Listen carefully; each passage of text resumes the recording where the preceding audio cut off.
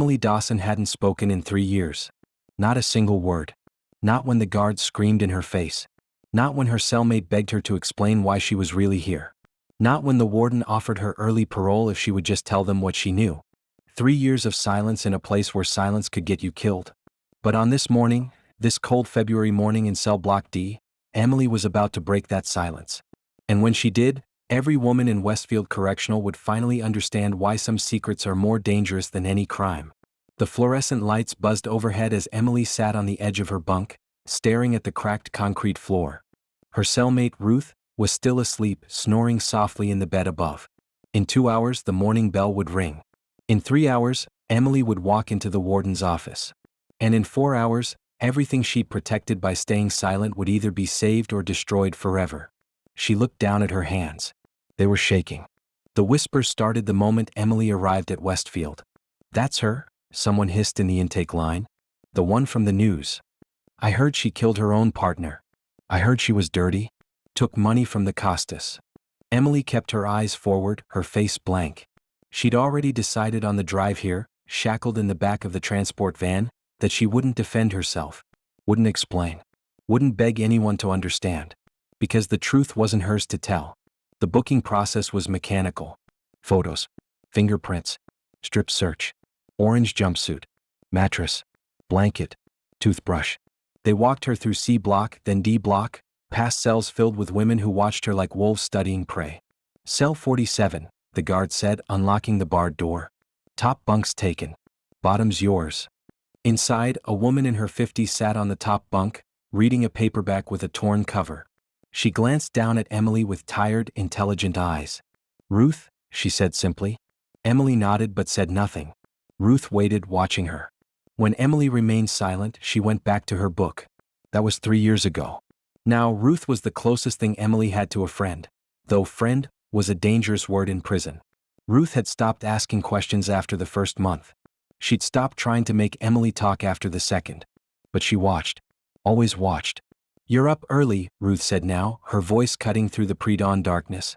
Emily hadn't realized Ruth was awake. "Couldn't sleep," Emily whispered, her first words in 72 hours even to Ruth. "Big day." Emily nodded. Ruth climbed down from her bunk, her joints cracking. She sat beside Emily, close enough that their shoulders almost touched.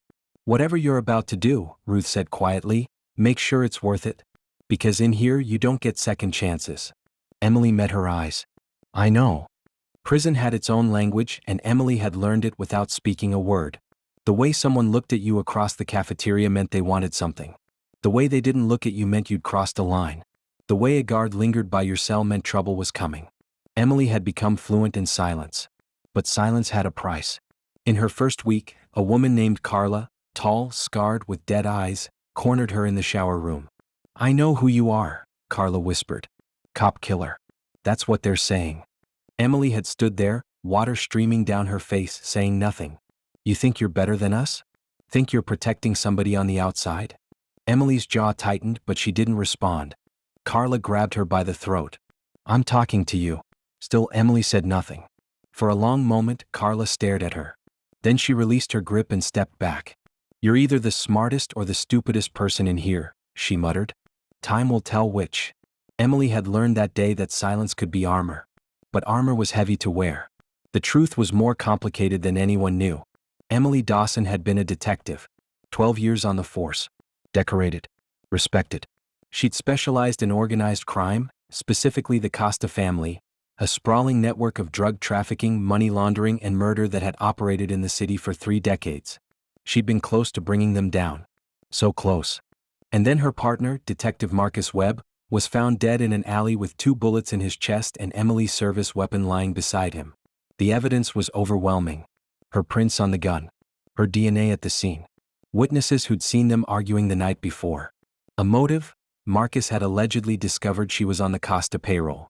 She was convicted in 4 days. But Emily hadn't killed Marcus. She knew who had. And she knew why. The real killer was someone the justice system would never touch. Someone so deeply embedded in law enforcement that exposing them would tear apart every case, every conviction, every shred of trust the public had left. So Emily made a choice. She stayed silent. Took the conviction. Walked into prison carrying a secret that could free her but would destroy everything she'd spent her career building. And she'd carried that secret for 3 years. Until yesterday when she received a letter. The letter arrived during mail call, a rare occurrence for Emily. She never received letters. No family. No friends willing to write to a convicted cop killer. Ruth handed it to her without comment. Emily stared at the envelope. No return address. Postmarked from inside the city. She opened it carefully. Inside was a single photograph. It showed a teenage girl, maybe 16, with dark hair and Emily's eyes. She was standing outside a school laughing with friends, unaware she was being photographed. On the back, written in block letters, "She's next." Emily's blood turned to ice. The girl in the photo was Sophia, her niece, the daughter of Emily's late sister, the only family Emily had left in the world. Emily hadn't seen Sophia since the trial. She'd cut off all contact deliberately, believing that distance would keep her safe. That if Emily stayed silent, if she took the fall, the people who'd framed her would leave Sophia alone. She'd been wrong. Ruth noticed Emily's hands shaking. Bad news? Emily couldn't speak. She stared at the photo, her mind racing. Someone knew. Someone knew Emily had been protecting Sophia all along. And now they were using her as leverage. The message was clear: stay silent and Sophia dies. Or break your silence and face the consequences. That night, Emily lay awake, staring at the underside of Ruth's bunk. The fluorescent lights hummed their endless song. Somewhere down the block, someone was crying. Someone else was laughing.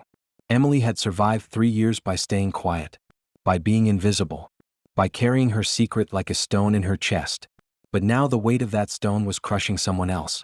At 3 a.m. she made her decision. The warden's office smelled like stale coffee and old wood. Warden Patricia Calloway sat behind her desk, reviewing paperwork, when the guard brought Emily in. She glanced up, mildly surprised. "Inmate Dawson," she said. "I wasn't expecting you." Emily stood with her hands clasped in front of her, her expression calm despite the storm inside. "I need to make a statement," Emily said. The warden set down her pen. "A statement about what?" "About my case. About who really killed Detective Marcus Webb." For the first time in 3 years, Warden Calloway looked genuinely interested. She leaned back in her chair. "You've been silent since the day you arrived. Why talk now?" Emily met her eyes. "Because someone I care about is in danger. And my silence won't protect her anymore." The warden studied her for a long moment. Then she pressed a button on her desk phone. "Give me the state prosecutor's office. And a recorder." What Emily said in that room over the next 2 hours would eventually dismantle a corruption network that reached into the highest levels of the police department, the district attorney's office, and the judiciary. She named names. Provided dates. Described meetings she'd witnessed, bribes she'd documented, murders she'd investigated that were quietly buried. She explained how Marcus had discovered the truth, not about her but about Captain Daniel Reeves, their commanding officer, who'd been on the Costa family payroll for 15 years. She described how Reeves had killed Marcus and framed her, knowing that a dirty cop was easier to believe than a decorated captain being corrupt. And she explained why she'd stayed silent, because Reeves had made it clear that if Emily ever spoke, her niece would pay the price. The recording ended. The warden sat in stunned silence. "This will take time to verify," Calloway said finally. "But if what you're saying is true," "It is. Then you'll need protection. Inside and outside these walls." Emily nodded. "I know." But what the warden didn't know, what Emily couldn't bring herself to say, was that the photograph had come from inside the prison. Someone on the inside was working with Reeves. Which meant Emily's silence had just been replaced by something far more dangerous: being a target. At night, back in cell 47, Ruth waited until the lights dimmed before speaking. "So you finally talked," she said quietly. Emily lay on her bunk, staring at the ceiling. "Yeah. Was it worth it?" Emily thought about Sophia. About Marcus. About 3 years of silence and the weight it carried. "Ask me in a year," she said. Ruth was quiet for a moment. Then, "You know they'll come for you now. Whoever sent that photo." "I know. And you're ready?" Emily's hands weren't shaking anymore. Her voice was steady. "I spent 3 years being afraid. I'm done being afraid." But as she closed her eyes that night, Emily knew the truth.